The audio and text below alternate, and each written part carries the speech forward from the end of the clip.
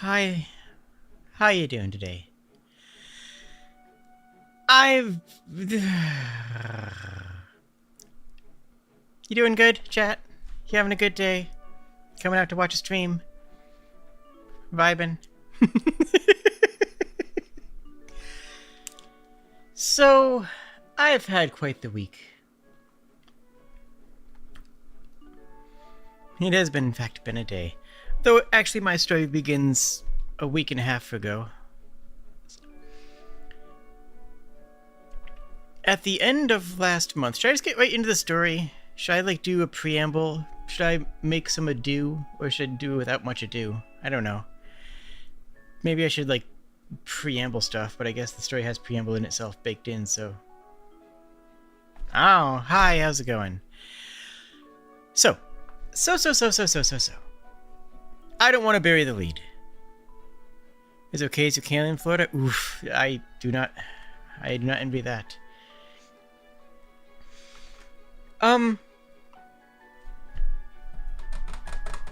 So, a couple weeks ago, about, 19th or so of last month, I came out to my dad. My dad, who I'd already talked to several times, who kind of already knew, but hadn't been explicit, and I'm cool with my dad. My dad's a cool person.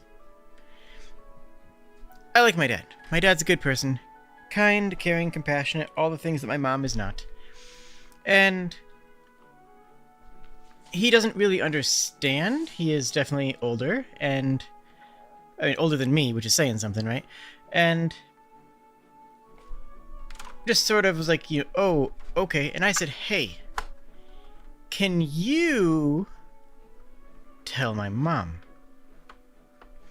Now, the reason that I came out at all to them, because I would have no impetus to, except that they invited me to go out to a water park, I guess? To a water parks type thing for a weekend. Oh, hey, it's your birthday is coming up. That will be our present to you. Is we'll go on a little family vacation. It's been a long time since we've done that. Ha ha ha. And it's okay. Here's the thing. I've been on HRT medications for several years, and well, they don't really. I think they got frog boiled. They didn't. It happens so slowly over time that they didn't really notice that my features are much more feminine, that I got boobs. I think they just sort of selectively chose not to notice that, or attribute it to just being oh, that's just weird, funny thing. Well, sometimes people get breasts when they get older. It's just a thing that happens. Sure, why not? No. I got boobs. And it's well and truly to the point where I can't go to the water park without wearing a, feminine bathing suit. And that was sort of the impetus. Is okay, that sounds nice. I could really use the vacation. I mean, I haven't had a vacation in a long time. My last vacation was going out to Vegas, which was a business trip. Let's be honest here. My last vacation was a business trip. My last vacation before that was the same business trip a year prior to that. PTO isn't... I simultaneously have a job that's very flexible, that, however, that doesn't really have PTO in the normal sense. So... came out to my dad, and he's like, oh... huh. Okay. Whatever. Yeah, if you're happy, then sure. I'm like, hey, could you... Jay's putting on very specific weight, true. And I'm like, can you tell Mom? Because... partly because I didn't want to be in the room at the time that happened. I do not like my mother. She is not kind. She is... I was watching a TikTok about someone who was... It was what there was titled "What It's Like Growing Up with a Narcissistic Parent," And the TikTok was, like this person was, you know, playing games at home, and their parent came home and started yelling at them for not doing chores. And they're like, "But the chores are done." Well, you didn't do this and this and this, but like that's stuff that doesn't need to be done today. Why are you angry at me? I'm just playing some games. And in the back of my mind, I'm thinking, oh, well, that's your own fault because you weren't listening for the garage door. Oh, that's not normal? Is it not normal to fear talking to your parents? Because that's how I grew up. Apparently that's called hypervigilance, and it's a type of trauma. So, the more you know, I guess. Oh no, it's relatable. It's not supposed to be, oh no. Oh no, that's not normal. I guess? I mean, like, I thought it was, but apparently that's called trauma. So, yeah. And apparently the yelling is considered like apparently verbal abuse is a thing. Huh. That was just called parenting when I was young. Anyways,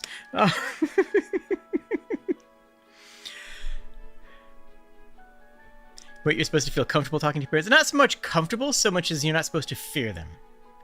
You aren't supposed to fear them and constantly be in a state of vigilance and panic that they might come home and give you unreasonable requests because you should have been reading their mind and they are angry about something else and are taking it out on you. Is it normal to be a little bit nervous? No, of course. That's normal. That's perfectly normal as far as I know. But being hyper-vigilant to what Luna says, recognizing people's unique footprints and pinpointing where they are in the house based on that, so that you can feel safer that they're not about to pounce on you, that's trauma.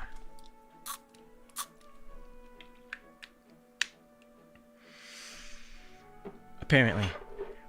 That was just an example, though. My mom has always been a narcissist in very, very obvious ways, to the point where I learned at a very young age how to manage it.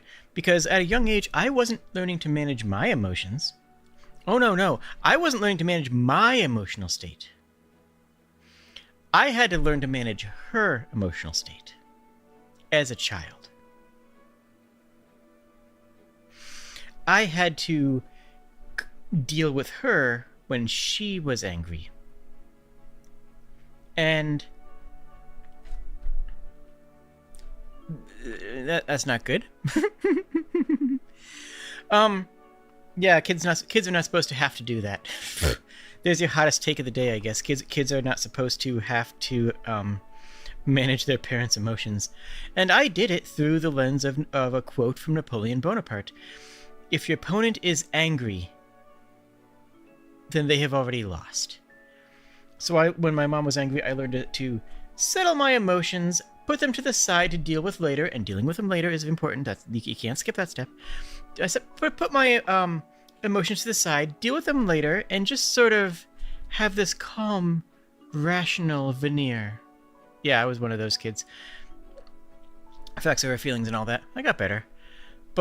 And that made her angrier, because I wasn't reciprocating her anger. I wasn't reciprocating and escalating the anger that she was feeding into the conversation. And as a result, she was even more angry at me for not engaging with with how she was presenting a conversation. I say conversation in the loosest of terms, of course. It needs an emotional level of emotional intelligence that children shouldn't need. That's a good way of phrasing it. I like that.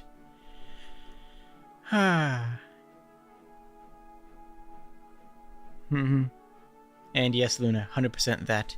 Is chat showing up? There we go. 100% what Luna just said.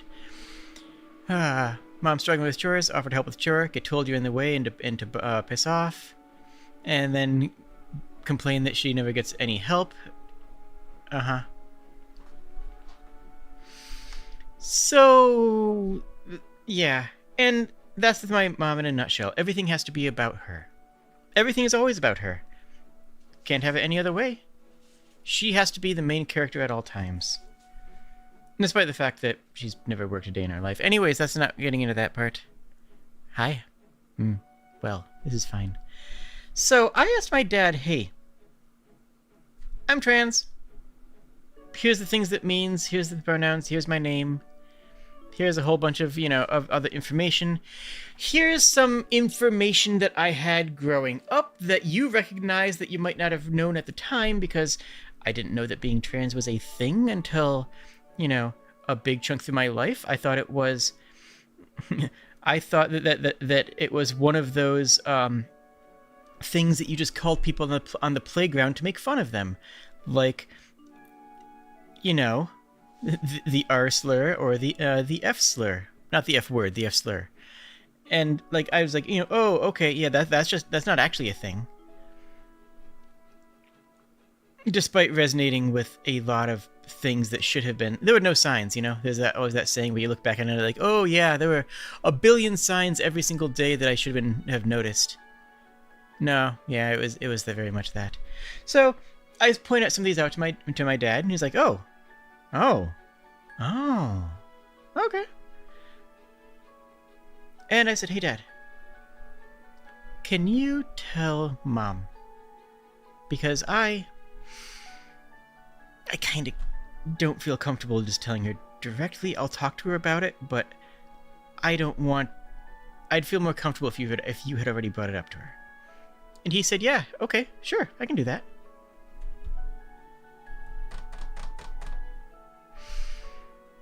So, a few days later, I'm just going about their house doing some stuff, because I still have to see them on a near daily basis because of reasons that I'm not going to elaborate upon here. You had dysphoria at 8 but didn't have the education to understand until 14. And the internal homophobia and transphobia you didn't get help until 17. Yeah, same, but double all those numbers. Okay, not quite, but not far off. Yeah.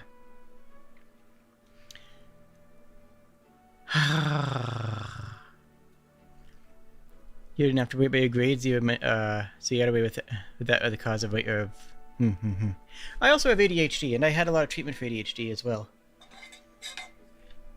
And in that situation as well, a lot of the ADHD treatments ended up being more about how the parents can cope with a child with ADHD rather than actually helping the child cope with themselves having ADHD. That was a very common thing all throughout the 80s and 90s, was if you had ADHD or any other mental disability like that, all the resources, autism as well, all the resources to help you with that were not directed at you. All the resources to help you with that were directed at the parent of how to deal with the kid who has this issue. And they were just wrong about most things. I mean... yeah, anyways. They stuck you on Ritalin. True story. I think I've told this before, but I'm telling it again. True story. I was told by my 3rd grade teacher after I got an actual ADHD diagnosis, hey, I don't believe that ADHD exists. It's just a thing that parents say for about children that are bad students. This was my 3rd grade teacher. This is true. My 3rd grade teacher said, hey, I don't believe ADHD exists. I'm not going to give them their prescription medication. I'm not going to give your child the medicated prescription for their illness because I don't believe that illness is a thing. And then the principal of the school backed up the teacher. The principal of the school said, well, that's the teacher's choice.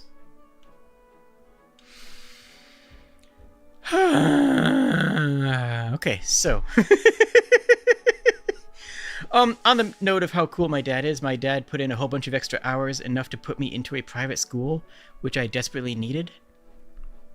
It's insane. It is. It is. It was absolutely insane, but it was also, it's also the 80s, and, you know, yeah, things, anytime you think things are worse now, you're probably wrong. I'm not saying things are great now. I'm not saying that things are without problem now. I'm not saying there aren't issues now. I'm just saying that anytime you say, oh, things are better now, it's like, they are. And like, oh, whoa, things are terrible. Like, things are worse now. It's like, no, things are terrible now. That doesn't mean they aren't better than they were before. Anyways, my dad rules. Put me into a private grade school. I flourished, and in a smaller class size with more one-on-one attention with the teachers. I was reading way above my age level. I was reading The Hobbit when the other kids were reading like fourth and fifth grade. I think I was reading Tolkien. I don't know. I love reading. Anywho, hi. So.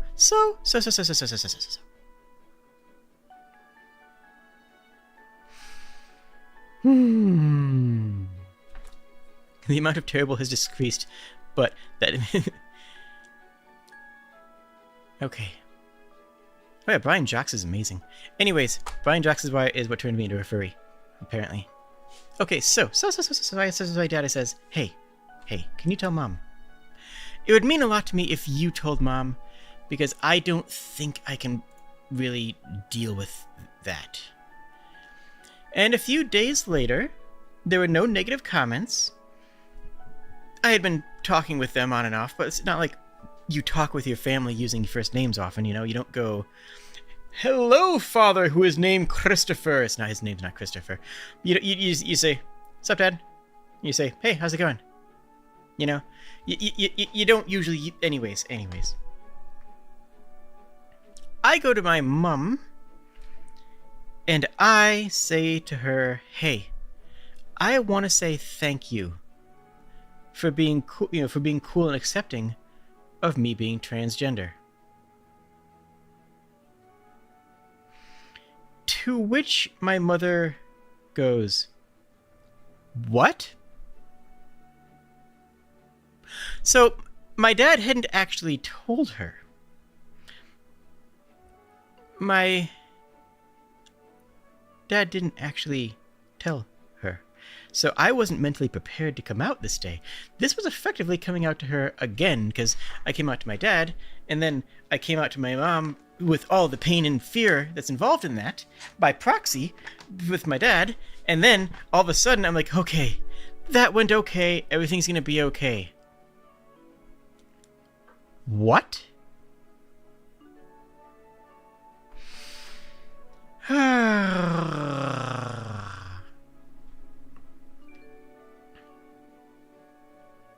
Turns out that what my dad had told her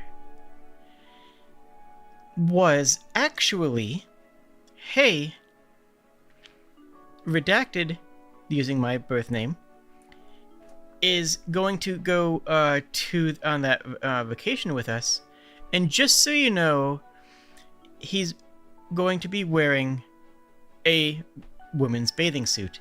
My dad instead told my mother that I was going to be cross-dressing. Now, I don't know, I genuinely do not know, if this was him trying to talk to her in a way that she might be easier accepting on. I didn't know if this was him talking to her because that's how he understood it, because he's older and doesn't understand LGBT stuff. I didn't know. I have no idea. I still don't know.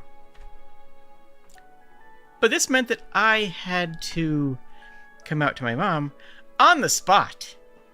Nothing ready, nothing scripted, nothing prepared in my mind to actually discuss this stuff. I was not in the brain space for this.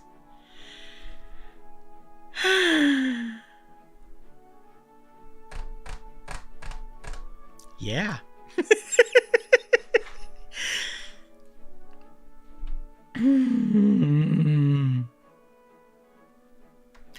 So I ended up mostly parroting the script that I had written in my brain.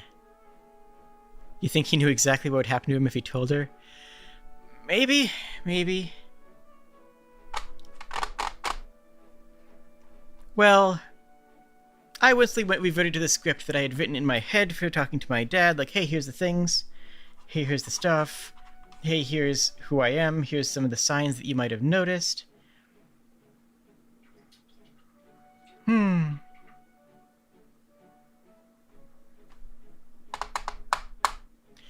Yeah.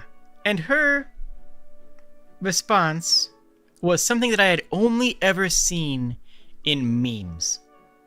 I genuinely have seen memes with, with like a parent making this response. I didn't think it would actually happen. I didn't think it actually was a real thing. I thought it was just made up for a bit. I thought it was... But her response was, well, that's okay. I don't love you any less. Now, it would have been great if she stopped right there, right? It would have been fantastic if she stopped right there. But no, she continued. Tragically, she continued. I don't love you any less. After all, I'll always be your mother. Okay, cool. Another good stopping point. Great. Cut it. Cut. Just shut your mouth now. Don't say, do not say anything further. I'll always be your mother, and you'll always be my son.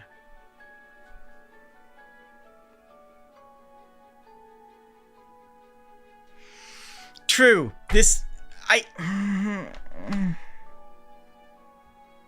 What do you do to this? What do you do in this situation? Like, that's the punchline. That's the punchline to a bad situation. That's you don't. That's the punchline of a bad joke. That's not. You just perish.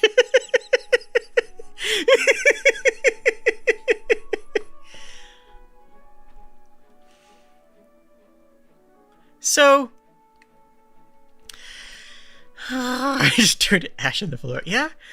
So what I did, fortunately I'm pretty quick on my feet when it comes to thinking. Like, I mean, that's part of being a streamer. Being a streamer did not prepare me for this, but being I'm decently quick on thinking on my feet. So, I said before any other words could escape her mouth and continue to make the situation worse, because there's nothing that she could have said to recover that, right? There's no out from that point. There's no path to recovery after saying that with your mouth flaps and making those words exist in the air to be heard by someone. You don't recover from that. There's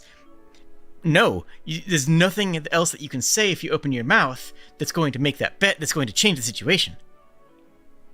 And she did not mean that as a joke. Just to clarify, in case there was any doubt about the whole narcissist thing, no. That was said completely, exactly in the bad way that it sounds. Not, I'll always be your mother and you'll always be my child. Oopsies, I meant... No. That she meant what she said. And I, on my feet, just said, no, Mom, I'll always be your daughter. And then I hugged her, and then I walked away before she could process it. Because that was my only recourse. That was all I could do.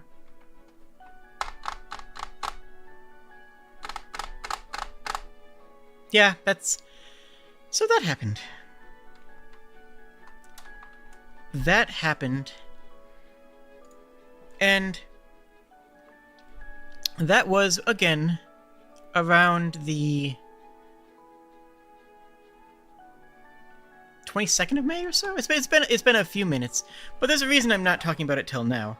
Because, some of you may know that the 30th of May was my birthday. Yeah, happy birthday to me and all that, I guess. I don't put much value in birthdays, so... Oh, so this was recent then? Oh, no, this was like 2 weeks ago. It's often said that narcissists often see their offspring as an extension of themselves. Well, the thing is there that I was adopted. My mother couldn't conceive, and I was adopted. That's never...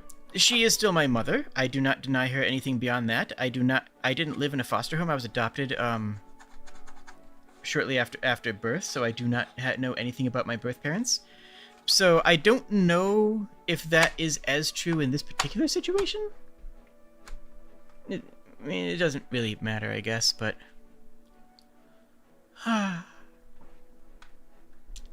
But no, it gets worse. Oh, you thought the story was over? Oh, no, my dear friends. My dear friends. It continues to get worse.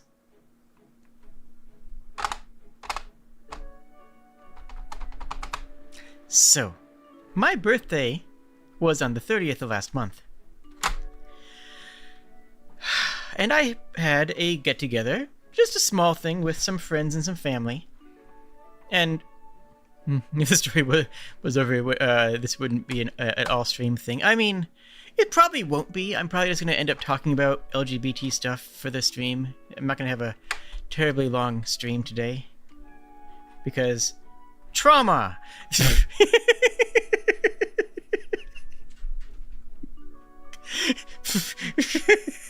Anyways. And yes, I will be making a TikTok about this. I held off making a TikTok until... Anyways. So for... on the 28th, I think? Yeah. I had a get-together with... just a couple of friends, and my parents were invited, and just a little birthday thing. Nothing big. Not like, like a party. Like, we didn't go, rent out a McDonald's or something. Not rent out. Anyways, yeah. You know what I mean. We didn't, like... It was just a small family get-together with some cookout. You know how before, at the beginning of the stream, I mentioned how you don't really talk to someone and use their name a whole lot? Like, if you're just talking with a person, with a friend or a family member, you don't really say their name a whole lot.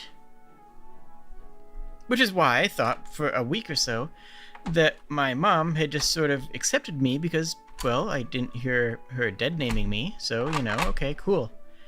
Though I do still use my name a lot, and I am still a bit non-binary, so it's not like it's a dead name for me, but it's definitely not my preferred name.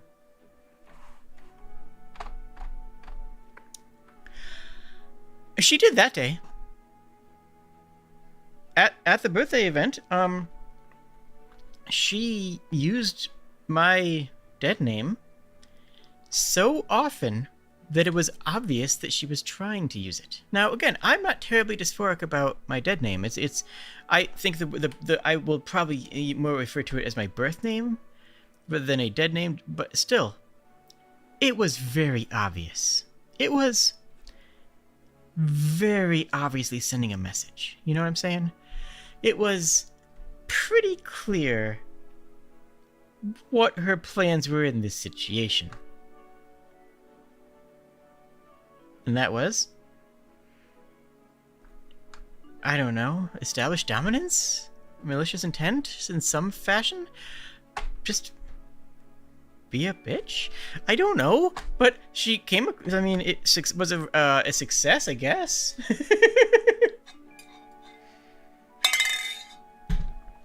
And the card that she got me, I think she had to have gone through the entire store to find one that said son on it that many times. Like, I think it was kind of impressive that she would manage to find a card that could do that. Now, I mean, there's almost a level of respect that goes into being that much of a jerk. There isn't, but almost. Oh yeah, I like the video or something, I guess. I should probably say that. Whatever. Anyways, hi. And one of my friends started to stand up for me. And started to be like, hey, her name is Jade. And like just kind of got up in her face on it. And it's like, I appreciate that. Like, don't worry about it. It's it's not fine. I forget how I phrased it, but like it's not fine, but like you're not going to change her mind, right? Standing up for me, I appreciate, but you standing up for me isn't going to change my mom's mind, and it's just going to add unpleasantness. It's not worth it, right? Like, you aren't going to change her mind, and she's not going to respect you for it. I know she's not going to respect me. I came to terms with that. I've come to terms with that as a teenager. Still want to T-pose on my mom. I mean, yeah.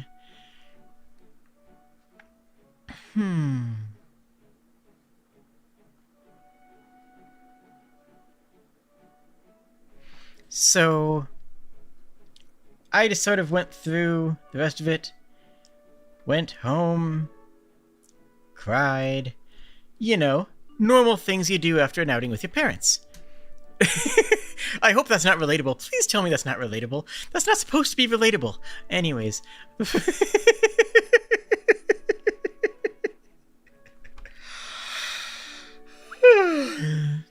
So relatable. Oh no!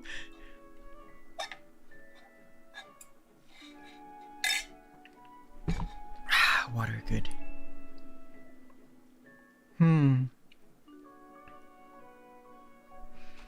So, several days later, I'm meeting up with them because of Redacted. I have to meet up with them a couple times, I think. Too much you want to say about everything? I mean, that's literally what chat's for. I mean, you're not going to find a safer place to vent about this kind of stuff than my chat, let's be honest here, you know? Also, sup, Raya. So. What am I doing here? Why am I doing this? I have no idea why I'm doing this. So this is the drama. A few days later, I'm talking with my parents because Redacted. Because I have to talk to them several times a week for things. And Mom comes up to me and says, "Can we talk?" And it's just like, do we have to? Like, if you want to, go ahead. Because I know full well, I'm not going to stop her. If I don't want to hear her, I don't have a choice in the matter. I can't leave at this moment. Therefore, you're going to say words. Doesn't matter if I say yes or no in this situation. Your mother cared about outward appearances? In private, she'd always say, "I support you being trans," then proceeded, oh, brutal. Behold the magical power of disassociation. True. And I want you to guess what phrase she opened up, what her next phrase was. Legit, I want you guys to take a stab at it. Because...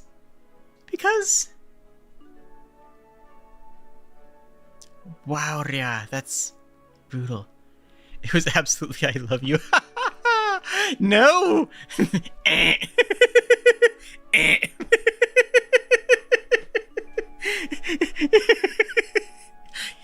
Yeah, Rhea, what's your mom's address? I just want to talk.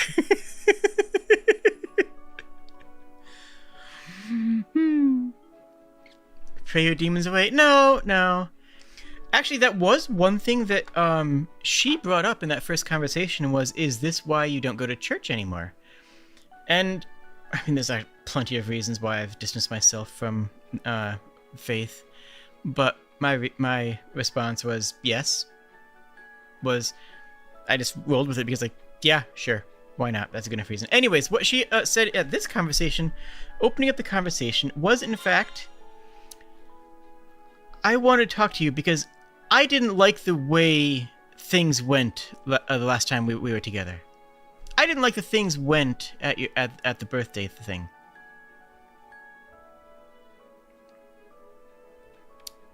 You don't bloody say. Oh no, it's worse.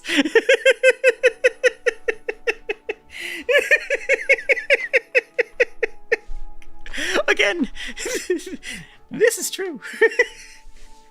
If I was making this up, I wouldn't be able to come up with such a terrible story. Now, I kind of thought someone might guess that simply because because of the whole narcissism thing, right? Riagos, you figured it out. We do have a winner. We, in fact, do have a winner here. Ria, you figured...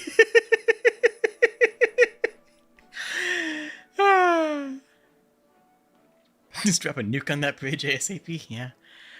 You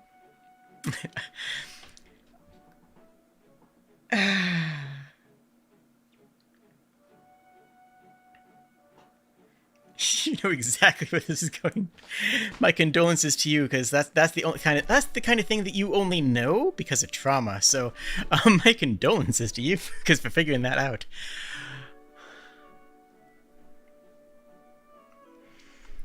But again, narcissism. It's about her. You have to understand, this is a new thing for me.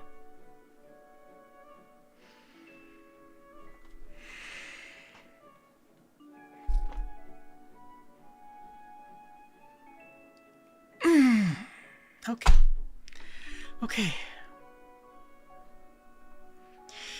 You have to understand, this is a new thing for me, and I don't really understand it.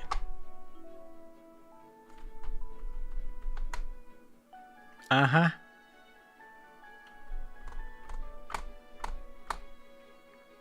And...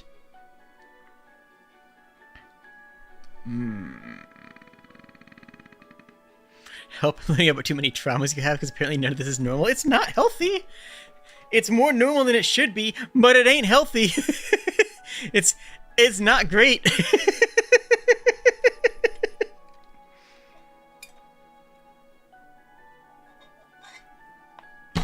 Or it is normal because we all went through it. I just think of that I gather a whole bunch of people who happen to be neurodivergent in my streams. My friends group happens to be like me. I'm so sorry to all of you. I'm so sorry.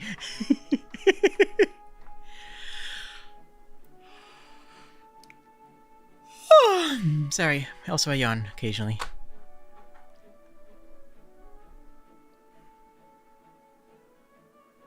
Congrats, my audience has trauma. Yeah. Well...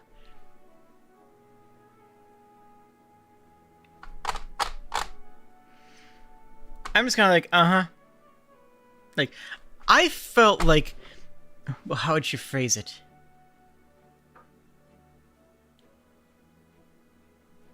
Oh, she phrased it in the most condescending way possible. Dang it, I gotta remember the phrasing on this.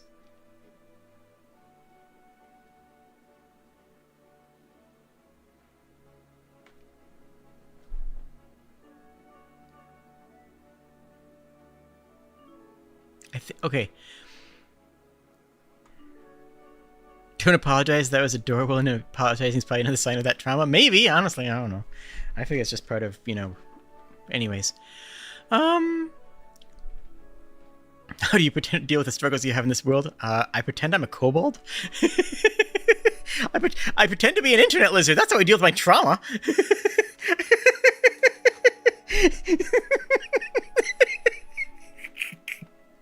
Subscribe for more.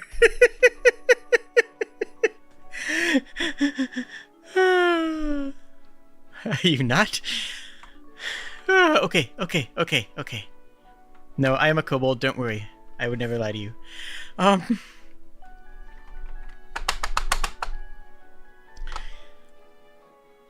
I felt like your friend was being confrontational with me.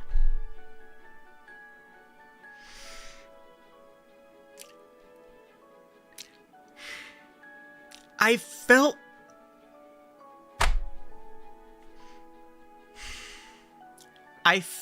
like your friend was being confrontational with me.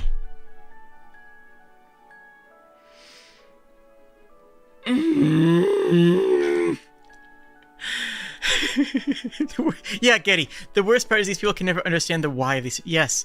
And, yeah. Play stupid games, win stupid prizes.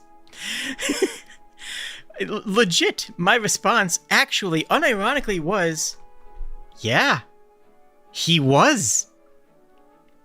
You are correct in your assessment. Actually, what I said is, yeah, he was. That is a correct assessment. He was being confrontational with you. I just stared at her dead in the face, letting that sink in, letting her make the next phrase. Like, okay, you're correct. What do you want to do with that information? Because you're right.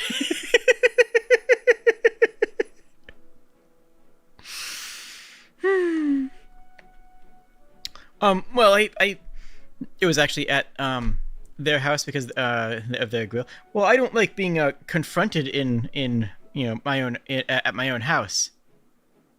Okay.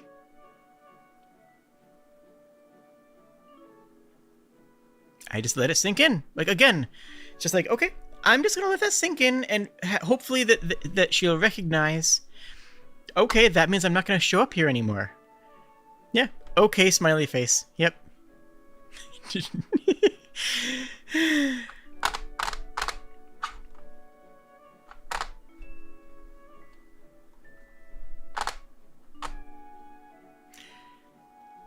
Like, well, you're right. He was about ready to just take his kid and go home right then and there. Like, that was, they were ready to walk. And frankly, I was too.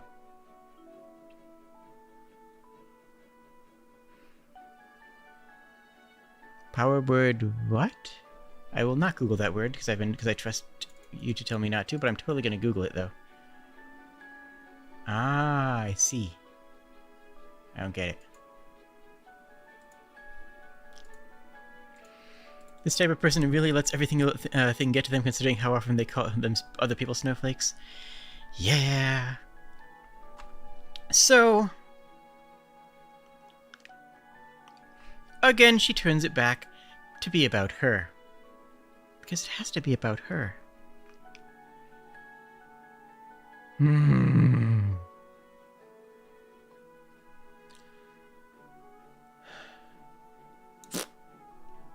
Yeah.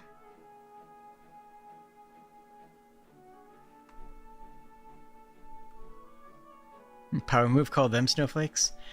It's true. I mean, actually, genuinely, unironically, if you are dealing with somebody who is a homophobe or a transphobe or a conservative who's, giving you a bunch of trash for stuff, use their own terminology because they understand it. Don't be afraid to call them a cuck. Don't be afraid to to call them a snowflake. Don't be afraid. Don't feel like you're going down to their level. Don't feel like you're better than them because, oh, I'd never stoop to their level. No, you have to stoop to their level because that's the only level they understand. You have to stoop to that level for them to understand you. You have to say, even if you don't believe in the Bible, you have to say, no, Jesus didn't say anything about transgendered people. You have to say, well, the only real place it says in the Bible not to sleep with another man is in Leviticus, and Leviticus is the book of teachings for the Israelites in the desert. It's right next to it's right in the same area as don't eat bacon and don't wear clothing of multiple fabrics blended together. That is all stuff that Jesus lifted us out of. If you're not keeping a kosher, then you don't need to follow the rules of Leviticus. And being gay is okay nowadays. Even if you don't believe in the Bible, even if you don't believe in a single word of any part of what you just said, saying it like that is something they can understand. That's something that they will actually hear and go, oh, okay. Because that's using their own terminologies. That's using what they understand. You say that like they have read the Bible? Show it to them. Seriously, show it to them. Show it to them. Like, they claim to know it. They claim to care about it. And sometimes you need to know more about it than them and then show them that you're right. What are they going to do? Show up and look up another passage? They don't know it. Pfft, they don't know it. They just know what they've been told. And what they've been told is to hate trans people. Yeah. The Bible says to love everyone.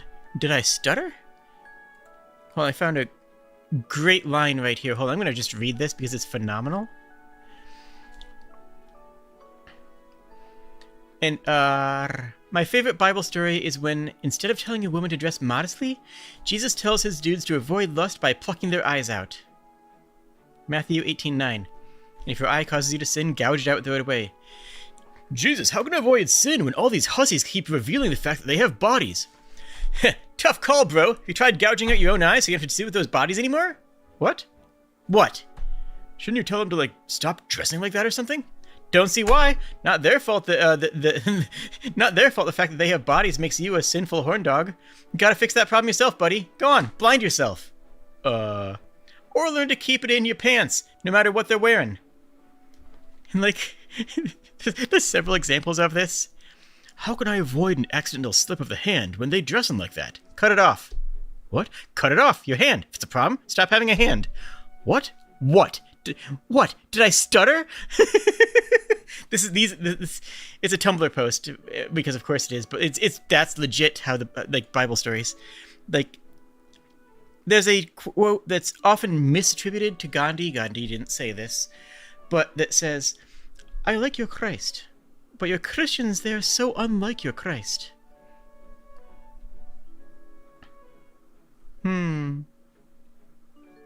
Anyways. Also, Moses didn't exist. Fun fact for anyone who didn't know. Like, for anybody who didn't know. Moses, the first 4 books of the Bible, were all made up as parables. Those are not historical records. All the Moses stuff, all the Egypt. Do you think for one moment, that you could have an Egyptian slave uprising that caused supernatural events? And the Egyptians, famous for documenting things, wouldn't have written it down? Yeah. Fun fact, Moses, like, just straight up, was a parable. All the first 4 books of the Bible entirely are a story, not actually a historical record. Fun fact, a lot of people don't realize that.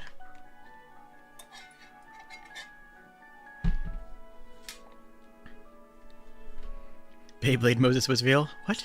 I do not know this meme. Please inform me of this. I would love to hear it. Tyndale translated the entire Bible. Well, we have old ancient Bibles and ancient translators and translations. We have a lot more translations than existed. Oh, Moses split the Red Sea with a Beyblade? That... Sure, I'm into it. Yes, I love this. This is now canon. Capital C canon. Anyways. If you're talking with, like, fortunately for me, I'm kind of already over my mom. Like, I'm kind of, like, don't care. Like, I've sort of written her off, like, all the way back in high school, so it's just kind of like, whatever. Okay, screw you. I have lost a tiny, infinitesimally small speck of respect for you that I didn't realize that I still had. And you know what? That's impressive. It's impressive that you managed to find a speck of respect that I had for you.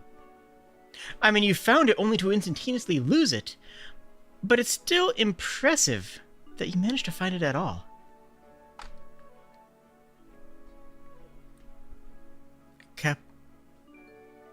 Capital C with 2 N's? Oh. 3 N's? Wait, what? What? So, I am so glad that I have... I'm so glad I have my community. If you're not part of my Discord community, you should be. It's a really nice, comfy, and uplifting place. Link in bio, or link in description.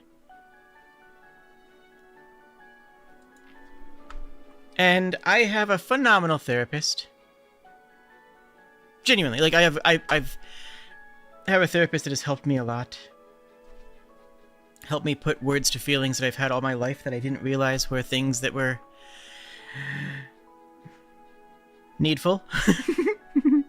Good therapists are heart, true. And I have a wonderful support network of found family that I love. I love all of you. All of you I love. You are all wonderful and I love all of you. Your family is who you love and who you spend time with. That's your real family. That's your most important family. I still don't know why my dad likes my mom. I never understood that. I never figured out what he saw in her. Just never in my entire life. No idea. You know, as a straight cis guy, this has been an enlightening experience. Like, I understand all this and I sympathize and don't like, but wow, yeah. And I have it better than a lot of people. Like, I live in a relatively accepting area. Admittedly, I'm a little bit further out in the country, and anytime you get further out in the country, things get more conservative than in the city. But I live in a fairly safe location. I still don't always feel safe going out. I still sometimes fear going out in feminine clothing. Straight up for my life. And that sucks. Like, yeah, just straight up. I have this feeling that, you know, someone might decide that I don't deserve to live simply because they clock me as being assigned male at birth. And that creates the same type of trauma that itself creates hypervigilance. Again, hypervigilance. I usually dress androgynously. I usually just rely on a hoodie in the winter and just a funny t-shirt and shorts in the summer because, well, frankly, that's the kind of girl that I am. Like, I'm the kind of girl that would just wear that anyways. And it's safer. It's safer. People can interpret me as whatever they want. And it warms my heart to no end when people call me ma'am, when I'm not presenting as feminine, when I'm not going out of my way to try to present as feminine. People regularly refer to me as, you know, she and ma'am and miss. It's like, awesome. Thank you. And at the same time, the thing is, you know the quote, you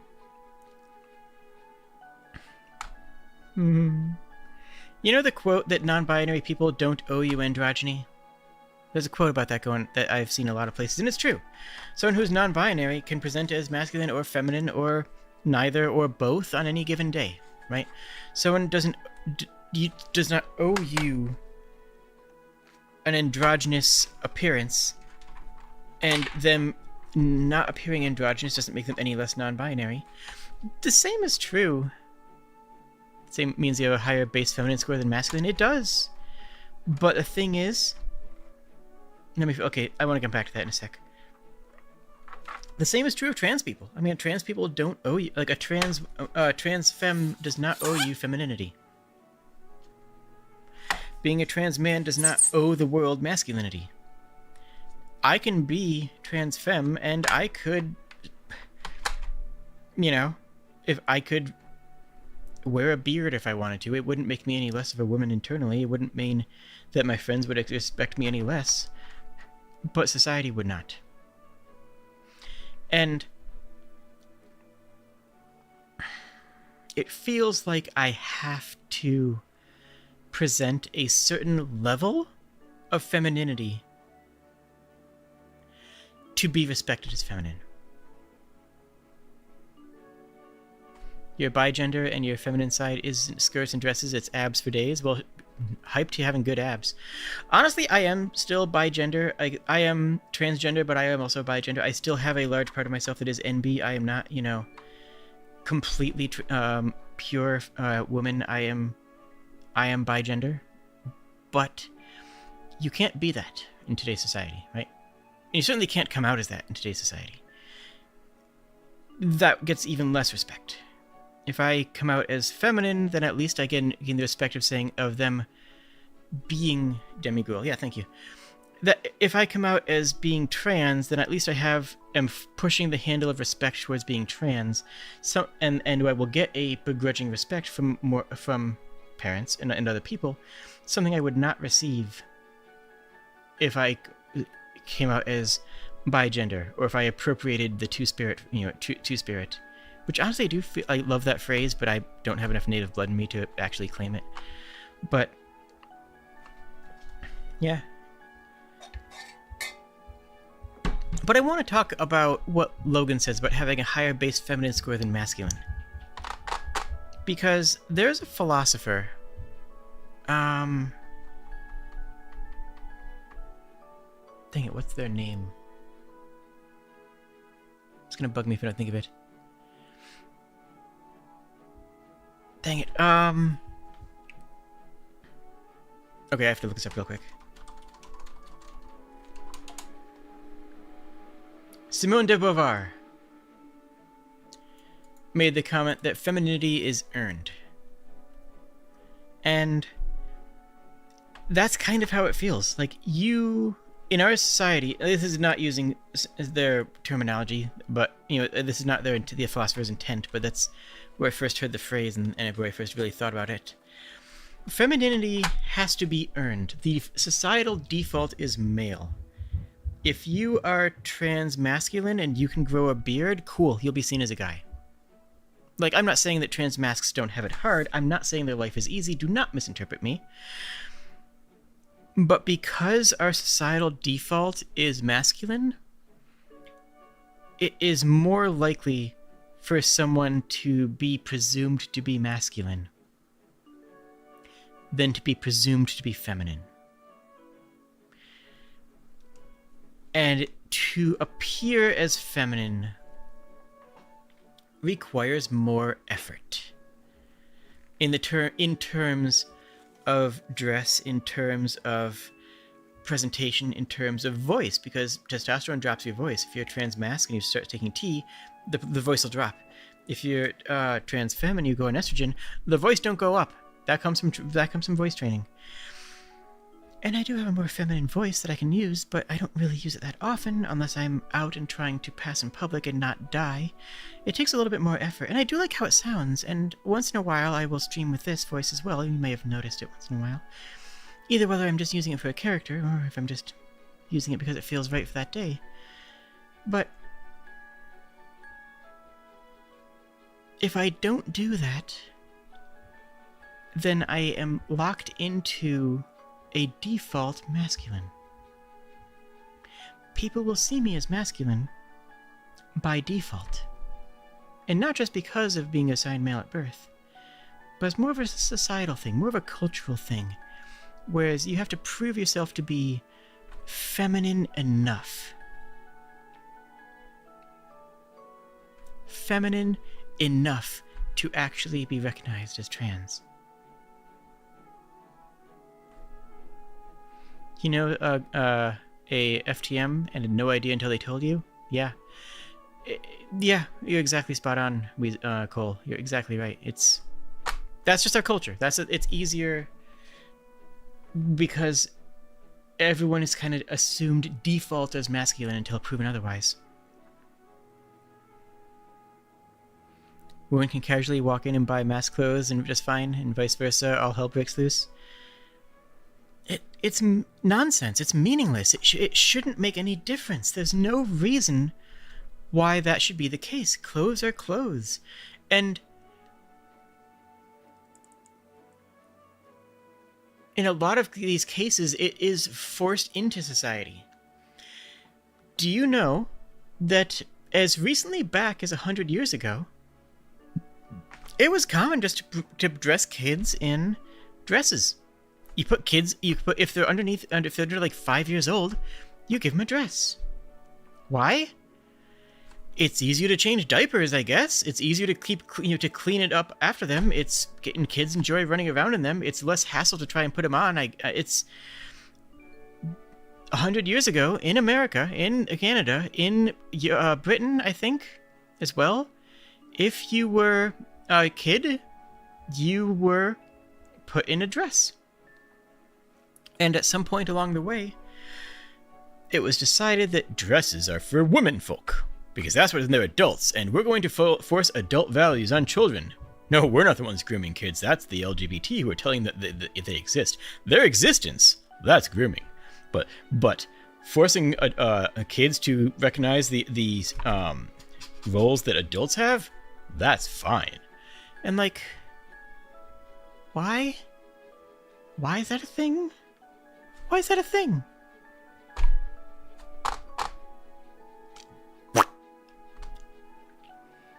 And like, nowadays, you know, pink is considered a woman's color and blue is considered a man's color. And again, you go back 150 years and that's flipped, because pink is a shade of red, and red is the color of blood and a nice manly color. It's like, no, okay, sure, I guess. It doesn't matter. It's just a color. It doesn't have to be gendered. And blue is the color of water. You know, women with their cleaning and washing and making dinners, that's the womanly color with blue. Okay, I guess. And then nowadays it's flipped. It's like, well, actually, women were born with a better eyesight to see reds. That's why pink's a womanly color, because it lets them see berries easier. Like, no, that's not a thing.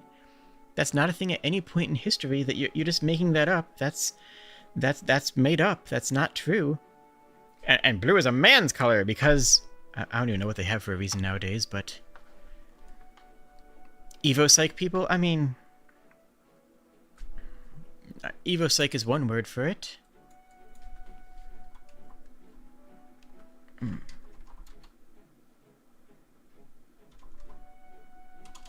I think that, I guess phrenology is specifically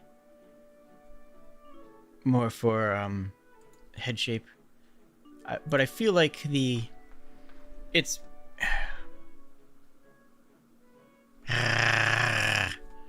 Problem is now I associate pink with breast cancer. Oh, that's fair, that's fair.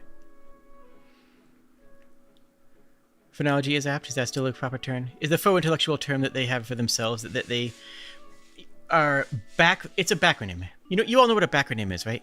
Everyone knows what a backronym is? Everyone has liked the video? A backronym is when you come up with the word that you want to make an acronym out of first, and then you backfill to force it into that shape. You know?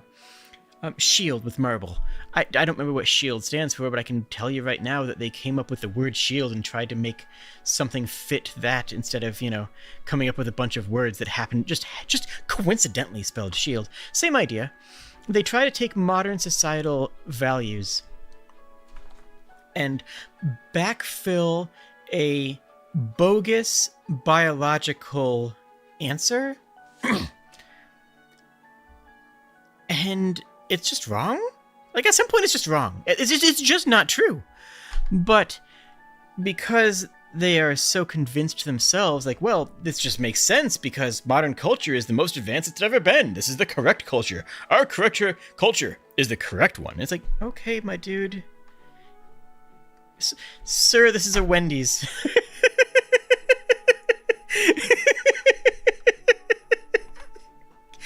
You know what I mean? Like, it's... And then some people take him seriously because it reinforces their beliefs. Some people take them seriously because it reinforces the things that they already believe and want to be true. So therefore, they accept it uncritically.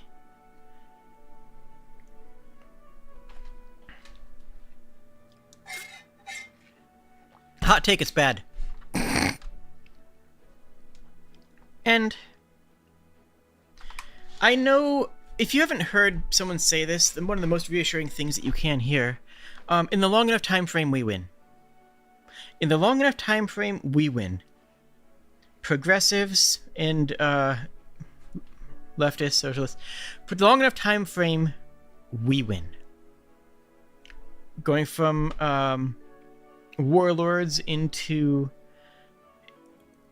monarchy, you know, not monarchy, but going from warlords into emperors, from emperor into, you know, monarchy, from monarchy into democracy. Like, slowly. It's slow, but long enough time frame we win. But that doesn't mean there won't be backslides and there won't be pushback. And right now, we're seeing a lot of conservatives recognizing that their base is dying, and their ideology is dying too. And that's why I see so many of them fighting so hard right now, is because they realize that their ideology is dying. Especially with Gen Z. Like, oh my god, Gen Z is on fire. I am loving the energy that I see from Gen Z right now. And it's like it's a cat backed up against a wall, you know? It's a wild animal being faced with an existential crisis. The crisis that their existence might no longer be there, and they are lashing out. And they are lashing out so hard that it's causing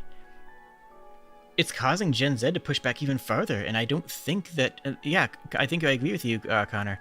I don't see it lasting any longer than the lifespan of the boomers, because they're pushing back so hard that it's causing the Gen Z to look at this and say, what the heck is going on? You're crazy.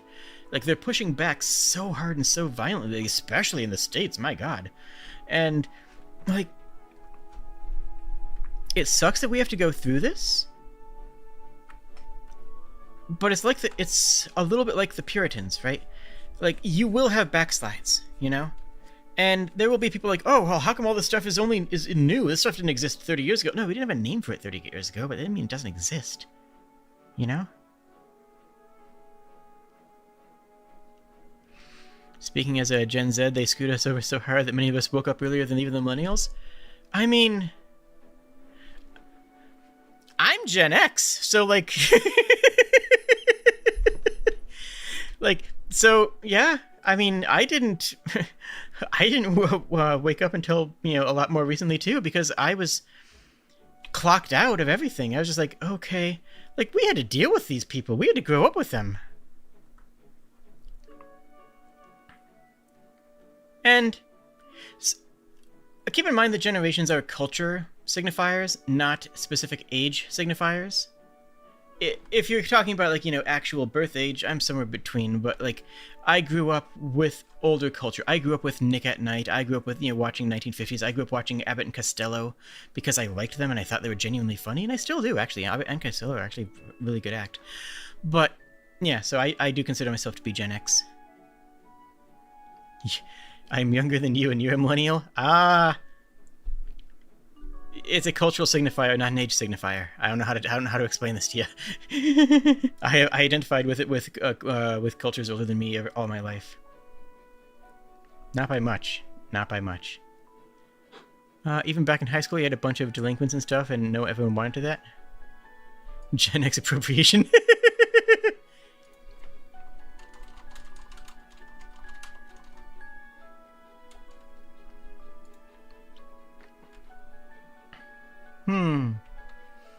Gen X heard that one person that threw a brick and started Stonewall and said, hey, how about we all carry that energy? Yeah, Gen Z. Yeah, absolutely. And honestly, good on him, right? The person who threw a brick at Stonewall was, in fact, I believe it actually was a trans woman of color. Before it wasn't actually a thing. And just touching on the Puritans again, there are going to be backslidings. There's always going to be backslidings. We're going to see Puritans, right? We're going to see, like, a wax and wane of various types of acceptance. When the North American countries were founded and conquested, it was not done by the cool people. It was, in fact, done by the religious extremists, the Puritans, who were like, what if we had our own country? And, well, I mean, we kick out all the people who are living here, and then make a country that's based on our views. And so we did have a lot of backslides, I still say on a long enough time frame we win, but that doesn't mean that doesn't mean it's going to be a clear sailing. It doesn't mean that we can't, just let it happen.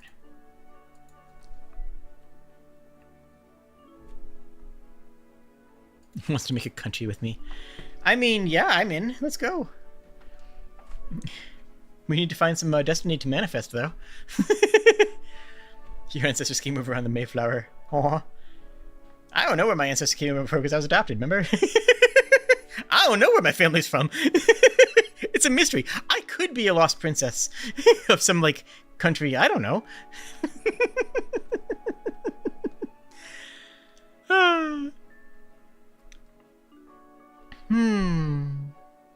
Manifest Destiny 2, yeah. Let's go? Where are we dropping, boys? Aw, I'm a princess. Aw. So, but yeah, there's gonna be backslides. Like, another one example that I've heard pulled up by conservatives before is the idea of PTSD, of all things, being a quote-unquote new thing. Of PTSD not being something that existed before insert date here, usually sometime after, like, Korean War or Vietnam. Like, well, they didn't have PTSD in the 1950s. Like, yeah, they did. They absolutely did. They had PTSD in Roman times. There are Roman accounts of homesickness, literally referred to as homesickness, that like medically, clinically diagnosed quote-unquote homesickness was what they called it. That was the name of it. And in World War I, they called it shell shock. You're right. That is, shell shock is PTSD, undeniably. But because it didn't have a modern name in a textbook, well, it's a new thing. Didn't happen until Vietnam. All these you know the word that they said. Just didn't have, don't have what it takes because, compared to the people who fought back in World War II. And it's like, buddy, no. And besides, these are still wars fought with guns by and large. Go back and try it, and bayonet combat is closer to what you had to deal with in, as a Roman legionary, or as a, as a hussar, or as any of these individuals. Shell shock wasn't quite PTSD. It was also the result of concussions. Yes and no. You are correct, but shell shock was all that is the correct medical terminology. But if you came back and had PTSD, they said that you had shell shock. They said that it was shell shock. So technically, that's something else. But culturally, it was the same term that they used for people who came back and had PTSD. So yes, but yes, and if you will. Hello, Kemo. Imagine having to choke someone with your bare hand. Yeah, that exactly, like that sort of situation of warfare in, like, just Napoleonic times or Greco-Roman times is a lot more brutal. And in fact, in a lot of those wars, only 10% of the army actually fought. It was very common for 90% of the army to not be able to draw their sword in combat. We love to fantasize about it not being the case. We love to fantasize about everyone charging in there and getting in the fight, but a lot of people are not killers. A lot of people just simply are not killers. And, like, back then, that was okay. Just because you got conscripted to the army, you had to show up there for numbers, but it was accepted that there's going to be a good number of people that when push came to shove, were not going to be able to draw their sword and cut another human being down on a battlefield. So that's why you had to have numbers, so that enough people would be there and possibly get a few people who were on the fence to join for a king and country and all that. And yeah, humans are humans, and they always have been, and they always will be. Humans are humans, and they always have been, and they always will be. We're all human. And, like, we all know that transgender people have been around forever. It's so painfully easy to point to examples. Rome had a transgender empress. Rome. Yeah, the SPQR guys, the one that all the chuds on Twitter have in their profile pictures, Rome, yeah, that one, had a transgender empress who actually ordered the Roman Senate to use she/her pronouns for her, the Roman equivalent thereof. a Roman empress who offered the modern equivalent of several $billion to any doctor that can perform bottom surgery. Yeah, that Rome.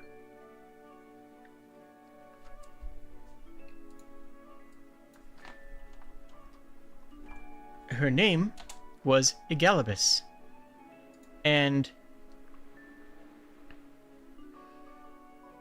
there is very little information that has survived because a lot of it was intentionally destroyed.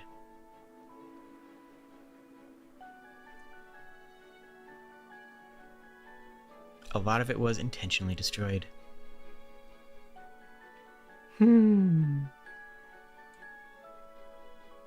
Even the Wikipedia article, "The question of Elagabalus' sexual orientation and gender identity is confused owing to salacious and unreliable sources."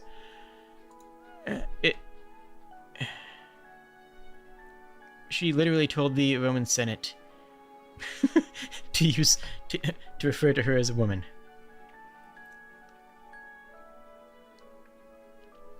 You guys don't know all about the penguins too, right? But the Library of Alexandria would have had something on it. Yeah, that's a good point. Lost data. And you guys all, I assume that you all know about gay penguins. I hope that every single person watching right now knows about gay penguins. If you don't know about gay penguins, let me know, because I will gladly share that story again. The most famous image of the blanks are burning books, and them burning books about trans people. Yeah. Yeah, it's true. I will be a gay penguin. Inform you? Okay, I will share it again. I will share it as many times as I'm allowed to, because it's the best story. And I will continue to embellish it every single time, because I shut up. There was a crew of people on a ship. Hold on.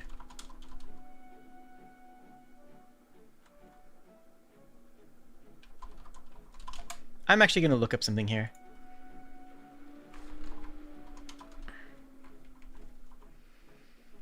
Um, 1911. This quote-unquote depraved information was actually found by a naval explorer who was looking up penguins in Cape Adare, which is... Where the heck is that? Yeah, it's in Antarctica. They were studying penguins. And what they found was considered too shocking for public release at the time and was suppressed. What they found was that the penguins were being gay. But not only that, they were accepted. It's not that they were being gay, because scientists have seen ducks and, ibis and lions be gay. It wasn't that. What it actually was that made it heretical, I guess? What actually that made them too afraid to share it for fear of retribution was that they were accepted. They found that the homosexual pairs were strong, were lifelong, that they grew together, that they stayed with each other. It wasn't like, a duck another duck. No. It was that these are a family. And it was already documented that penguins that heterosexual penguins that did not want to have a child would just kick an egg out of their nest. They just wouldn't incubate it. They would just yeet it out of their nest and just usually fall on a rock or something. It's whatever. We didn't want to have kids. So contraception/abortion, I guess, it was already known to be a thing in penguins. But what they saw was gay penguin couples taking the eggs that were discarded by the heterosexual penguin couples and raising them as loving parents. That was the heresy. The heresy was that they found gay penguins who were accepted by the society as life-bonded mates, happily raising young together, successfully.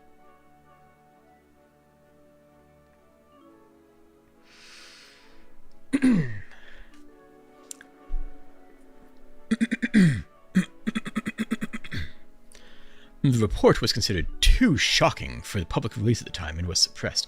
The only copies that were ever made available to privately to researchers had the English text partially written in Greek letters to prevent this knowledge from becoming more widely known. The report was only unearthed a century later. A century later. A century later. And was published in Polar Record in June of 2012. That's how long they buried the information for.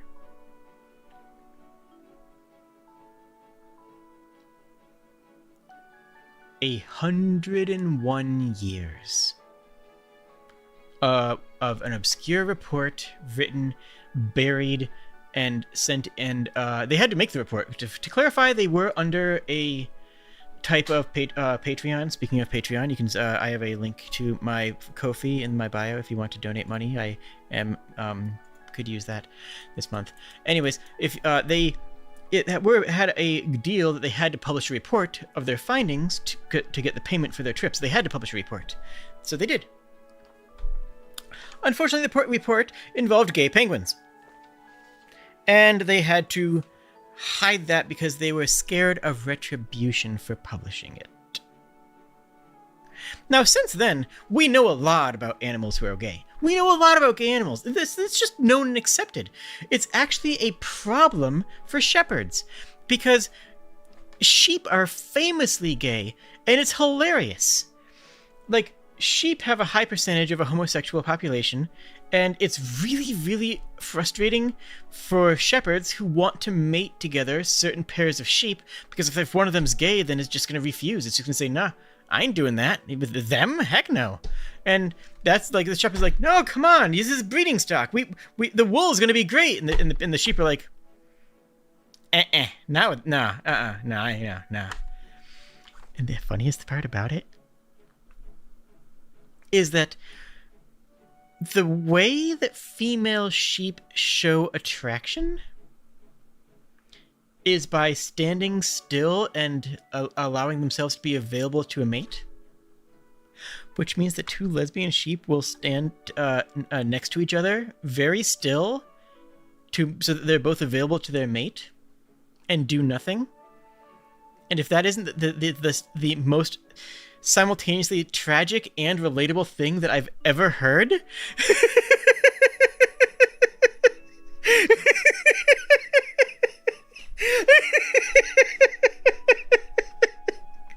I mean, mood. Same though.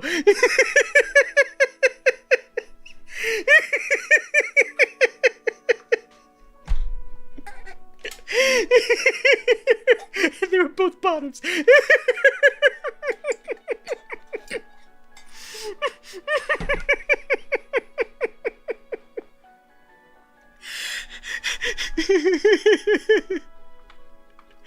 As soon as they come over, I'm gonna confess. Oh no!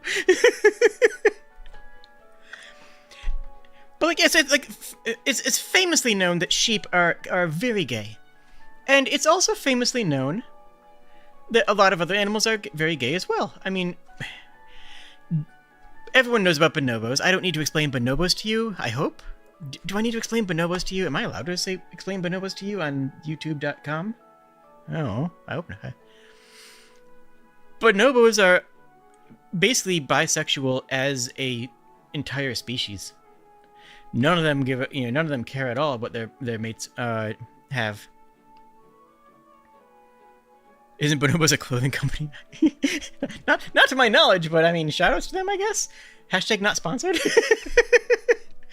Bonobos are very promiscuous and do not care about the gender or, well, the sex of their partner in any way, shape, or form. And they will often trade physical favors for objects as a currency. Like, they will, like, oh, hey, that's a nice banana. Can I have that banana? You can redacted. And no, it's a thing. It's like a whole thing. There are prides of lions, of all female lions that have no male. There are prides of lions that are like just 2 or 3 male lions that just exist that just, vibe and hunt with, as a pair. And I think it's funny that some of the two gayest creatures that exist in the wild is the lion and the lamb. Hey! It came full circle. We got back to Christianity. There it is. It's true, though. It's true. It's genuinely true, though. To the point where shepherds in ancient times almost certainly knew that about lambs, and it's kind of hard to miss the lions. So, like, I don't know. I find that funny. Turns out that love is love. That's pretty cool, I think. Big fan of love. Some female koalas will ignore the advances and instead spend their time with a group of females that all do the same thing. Sounds pretty gay to me.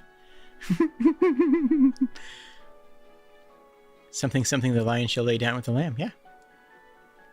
Oh, by the way, I got a fun... This is not related, but it's a fun fact. You know how people... Okay.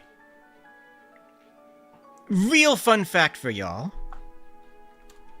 Where did y'all come from? Why did I say that? Real fun fact for all of you.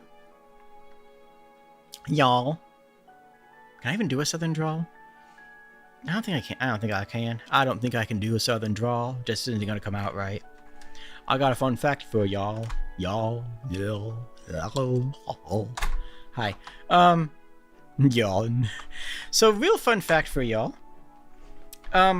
This is not related to anything other than the fact that sheep exist.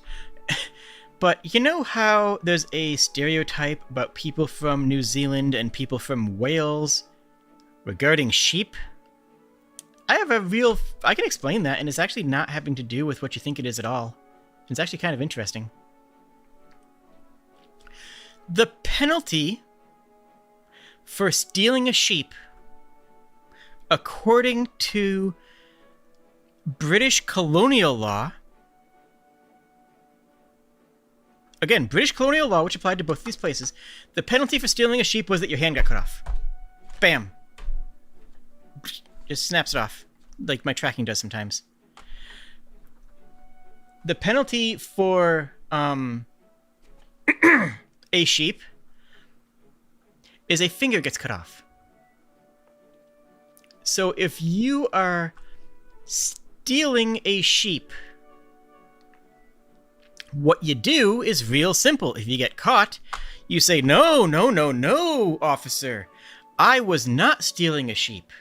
I was actually going to take it behind the bushes and, redacted. I would never steal a sheep. Please don't give me the penalty for stealing a sheep. That will probably kill me. Having a hand cut off is not terribly sanitary. But you can take a finger because that's what I was trying to do. And then all the reports of people doing this to avoid the greater penalty got their way back to the UK, got their way back to Britain, and they looked at all these reports and said, wow, there's a lot of people in Wales that are shagging sheep. That was never the case. That stereotype is based on nothing other than a way of circumventing the law regarding stealing sheep. If only redacted defense worked for all theft. I don't know about that one. You got some weird muddy water on that one.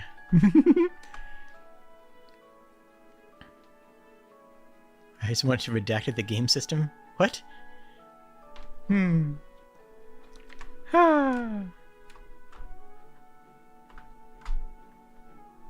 All right. Where were we? Oh, talking about gay stuff, I guess.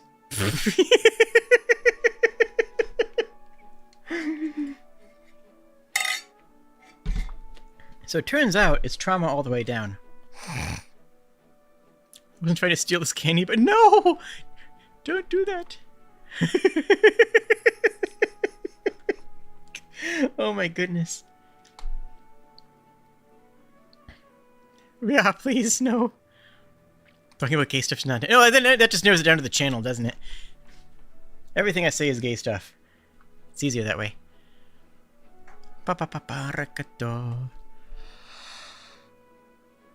Oh. This chat do sometimes be this way. Hi, Tuzzy. You having a good time?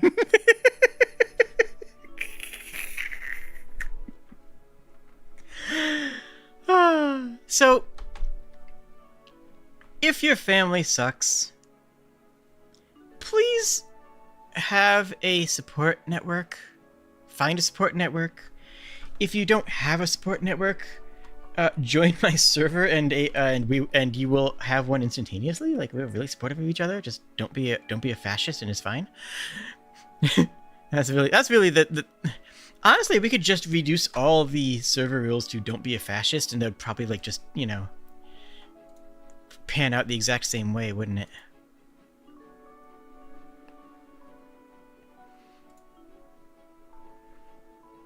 Yeah, pretty much.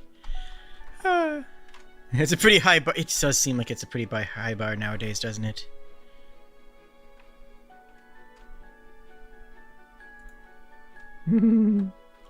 Oh yeah, link in description. But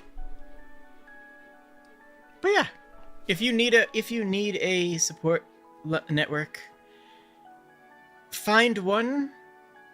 Yeah, the main server rules have empathy. Pretty much every other rule is... Actually, we've lost a couple people who were mad that the rules were unevenly enforced, but the rules were unevenly enforced because they were uneven circumstances, you know? It's like, well, they were breaking this rule. It's like, yeah, but it's fine, and no one cared, you know? Like, yeah. The rules are mostly have empathy, be cool, don't be a fascist. And... that's too high of a bar for some people.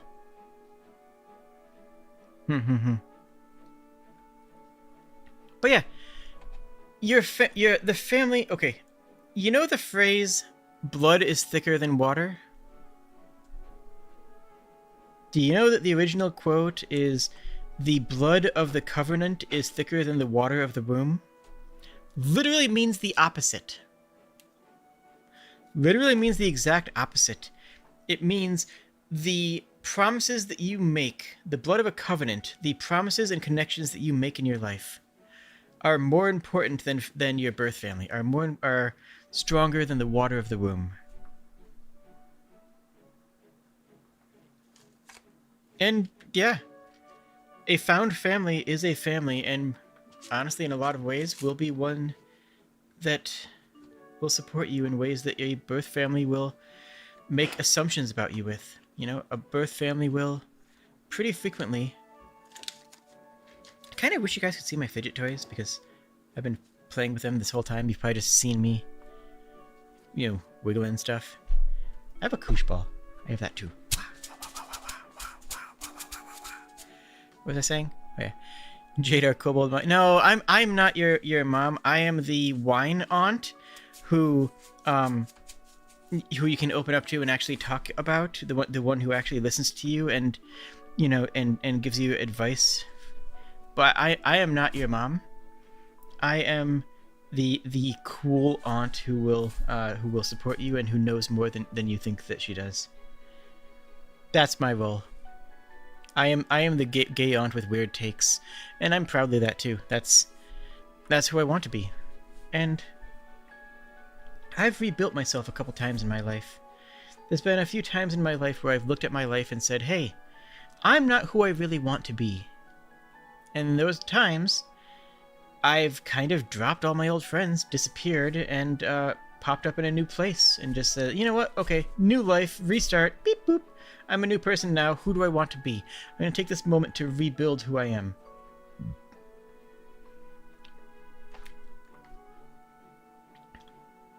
And for anybody saying, oh, that's masking, it's actually the opposite. It's actually throwing away your old masks. It's not masking to make yourself a better person, because the better person is in there. It's masking is how you're fitting in and how you're adapting your true self to the people that you're around. Instead, what I did a couple times is sacrifice all of my masks. Please don't disappear. I won't disappear with me, because this is the most happy and the most honest myself that I've ever been in my life. Just this right here, hanging out with you guys and streaming with you guys, and all 3 people who saw last night's stream. But like, streaming here and being with all of you is the most honest and most happy I've been. I'm talking like, you know, getting out of grade school, getting out of high school, going into college, and dropping all connections with everybody from the province that I grew up in. Wholesale. There's not a single person who knew me in grade school who knows me now other than my parents. And I don't know how long they're going to last. I'm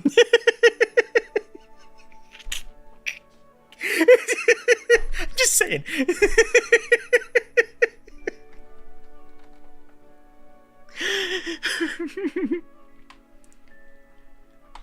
And, like, yeah, it's unmasking. It's not masking, it's unmasking. It's finding who you want to be and what resonates truly with you, and then finding a group of people that you can express that with, that you can be that with, that you can be happy and proud of who you are and what you're doing in the world. And I finally got that, and I hope that all of you do as well.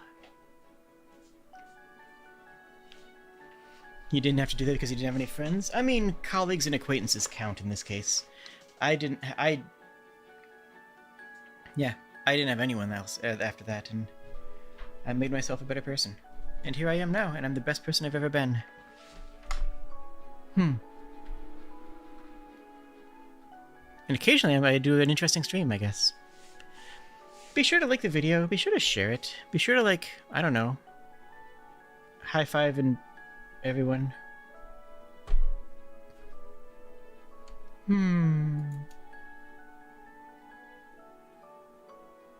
Rar. In summary, rar. In summary, yep. Let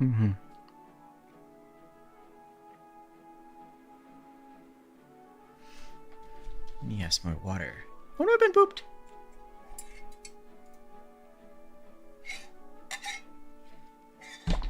I do have you guys, and I appreciate that. And you guys have me. Like, I'm here for you. If you ever need to reach out for me, you can.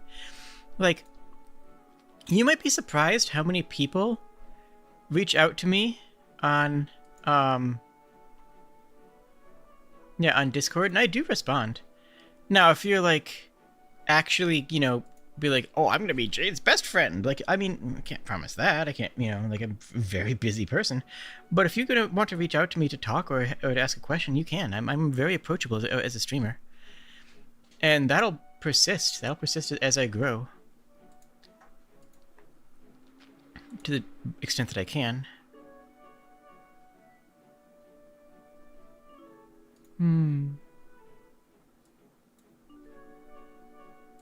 Bah. Ba ba ba ba ba. You meet Jay's best friend. Yay! And, well, here I want to cover a couple channel things, I guess, because, I don't know, channel things? I'm going to be, well, no, let's talk about gay stuff for the rest of the stream.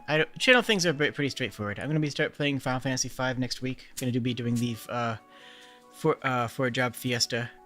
And, yeah. Anyways.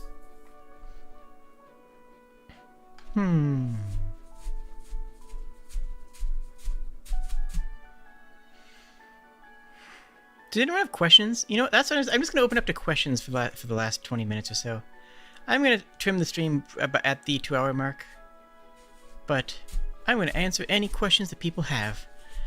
General gay questions, general trans questions, questions about, you know, people who are struggling with similar issues to mine who want my input. I can't promise my advice is going to be all good, but I will promise that it'll be interesting advice. I mean, my advice is more likely to turn your life into a sitcom than anything else, but honestly, that can be good, right? Those usually have happy endings. So feel free to ask questions. I'm gonna play Zelda. I don't care how many people watch. I'm enjoying it. What flavor of blue are you? Blue raspberry. That bit was decided. Oh, I forget who decided that. Yeah, you can actually see me playing with the koosh ball. That actually shows up pretty well on the tracking. You can't see the ball itself, but you can very clearly see what I'm doing. Neat.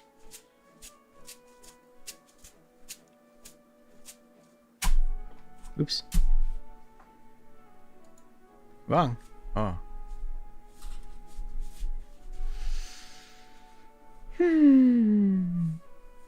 how did I get to be so cute? Well, there's actually a very talented team of people who have worked on my model. Remexin did the original design, and then a combination of Lanan, Virtual Kenny, and Lunabold brought the model to life. So that helped. I'm not actually cute. It's actually a trick of mirrors and very fancy lighting that makes me appear cute to the untrained eye.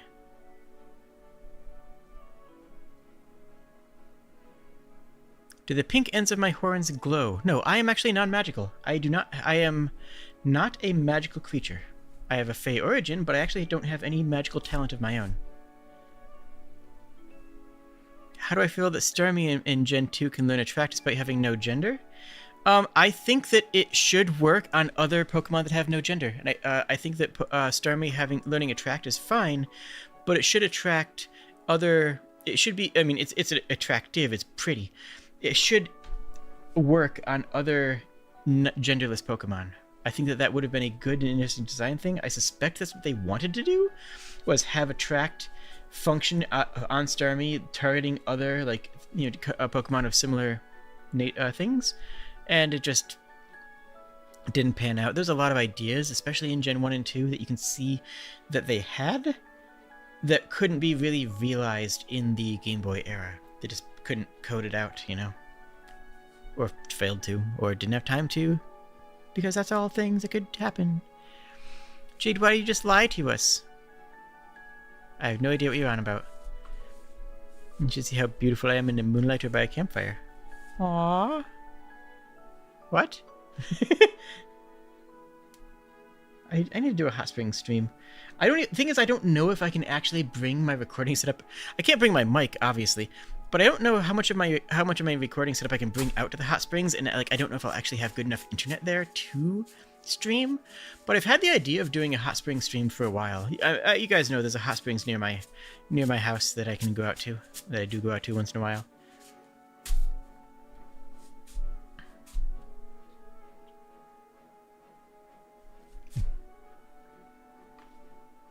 It's not like a big one.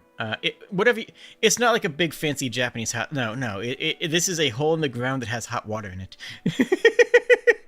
It is not as fancy as you think, I assure you. But I do use a YouTube Premium, YouTube Plus. What the heck is it called? I forget. And download some YouTube videos and go out to the hot springs and sit there with my laptop on a rock nearby and watch stuff. It's very relaxing, and I definitely need it today because the sulfur smell isn't... Yeah. There are some days where the water is knives. Like, there are some days where literally the water is knives. Like, you go in, it's like, this feels good. Why do I feel a stabbing pain? Oh, I had a small nick on my arm, and now it feels like there's a knife there. That's not supposed to be how water works. The water is not supposed to be knives. I'm going to go back. I'm going to get my stuff and go wash this off. That actually happened last week. The water was knives. It's like, oh, okay. Guess I'm just not going out there for a week or so. I hope it's good tonight. I could really use one.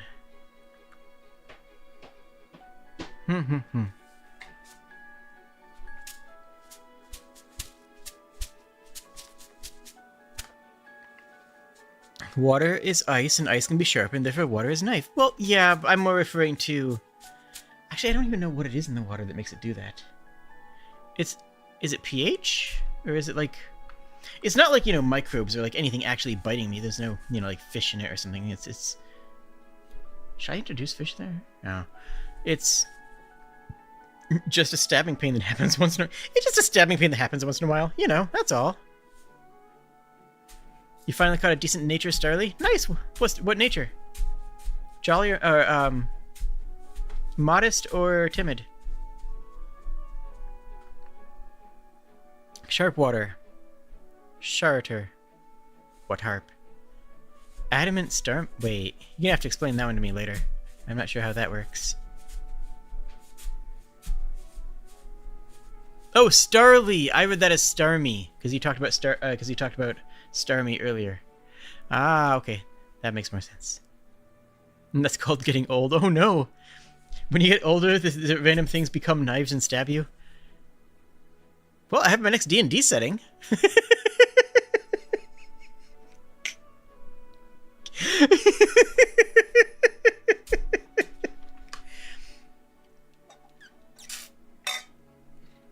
Also, Starly is not a physical attacker. Starly is a tailwind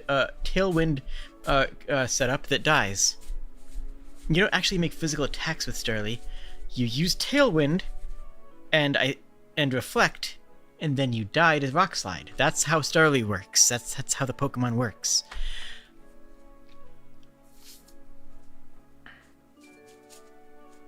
Would you guys be interested in Diablo 4? Because I'm interested in playing it. I've heard good things, and I kind of want to stream it. I have ended my boycott. I boycotted Blizzard for several years, but yeah. Diablo. Can it be difficult? Like, I guess that's my biggest question is, I'm complete media blackout on it. But I don't know if I want to stream it. I don't know if you guys would care to stream it. I have no idea.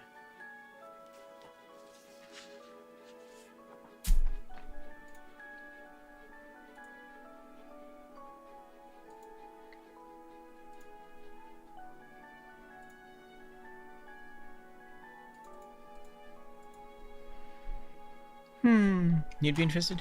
You played the network test, it was fine. Diablo 1's a hot mess. Diablo 2 is a flawed masterpiece.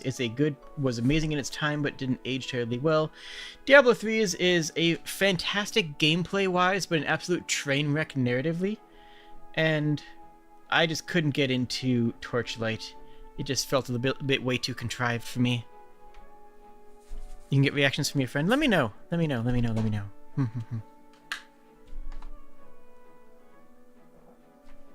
Barakata. 2 and 3 are both narrative train wrecks. Yeah, but at least 2 is an interesting narrative train wreck. 2, okay, in a classical sense, yes, the storyline of 2 is a train wreck, but in terms of just connecting parts together, it works. 3 is just bad. It's bad video game writing. It's bad writing for Blizzard, and Blizzard knows how to make bad writing work. StarCraft has bad writing, but it's fun. StarCraft 2's writing is horrible, but it's entertaining. Diablo 3's writing is just horrid. There's a decent pair of Diablo clones, Champions of Norra. Oh. I liked Titan Quest. Titan Quest was surprisingly good. I wish Titan Quest had procedural maps for replayability, but my favorite Diablo clone was Titan's Quest by a lot. It did a lot of the things that I love about class-based games, where it lets you blend different classes together to create strange and unexpected combinations, and I loved it. I played a melee mage, Dreamcraft, and warrior, and it was a delight. I loved it. It was so much fun. Alright, I think you grew up with 3 good times. My problem with 3 is that that you're not the main character. That one girl, I forget her name, starts with an L. Lila? I forget. Is the main character, and you, the player, do not get the spotlight. You, the player, are not allowed to actually be the main character of the story, and I hate that. Like, there is a moment... I'm just going to sum up Diablo 3 in one moment. The one moment that made me hate Diablo 3 was there's a big door, and the female protagonist is like, I can open this door. Oh, God, guard me while I open it. And you have to protect her against waves of enemies. And it's just like, if I'm playing a monk, I want to be able to rip the door off its, to push the door open myself. If I'm playing a barbarian, I want to be able to rip the door off its hinges. If I'm playing a wizard, I want to be able to blast the door into wood shavings. If I'm playing a rogue, I want to be able to pick the lock. If I'm playing a necromancer, I want to summon a horde of zombies and a giant bone battering ram. There is no...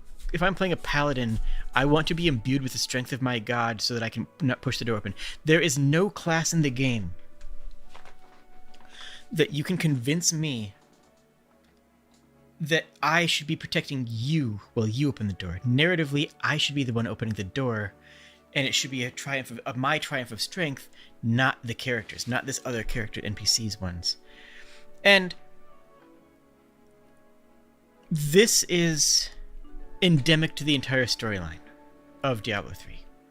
It's all like that. That's just this is a cherry-picked moment, but it's a cherry-picked moment that's endemic to the entire thing.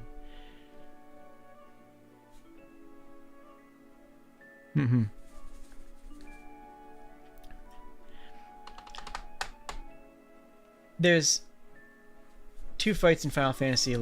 One where both of them are the final fight of the respective expansions. One of them, here, go fight this creature while I advance the plot here, working on this other thing.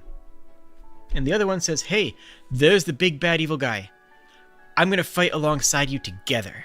And then the NPC actually joins you in the fight. Like, yeah, I want to be the one advancing the plot, and I want to be along... It's good. Anyways, this has you are the chosen one, only you can fix the world, then you end up in a room with 50 other people. Yeah, that's about right. Well, I just want to say that the important thing that we all have to remember is that when you're playing a game, play it to the best, and look for the good in it, and play it to enjoy it. And if you don't enjoy it, hit the bricks. I just want to say to remember in your life that sometimes you're a gay sheep, and that's okay. I just want to say that the important takeaway of this stream is to live your life to the fullest and find people who hold you up, support you, and don't tear you down. If there's one thing that it's worth remembering, I think it's this.